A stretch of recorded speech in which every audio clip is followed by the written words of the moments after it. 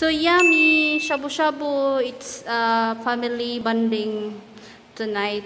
So we're planning na pupunta sa labas, but we decided na mag-shabu-shabu na lang dito sa bahay. Anyways, may mga ganito naman kaming mga lutuan. Thank you Emily and Hakan sa pagpadala. Ayan. Ito din. Yay! Time to eat na. Ayan, masimple lang siya. Pero I think masaya naman siguro kaming magsama-samang kumain. Ay, may fishball din kami.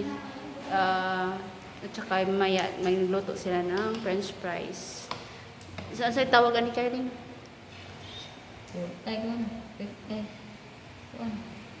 Tempura. Ay, may tempura kami, o, diba?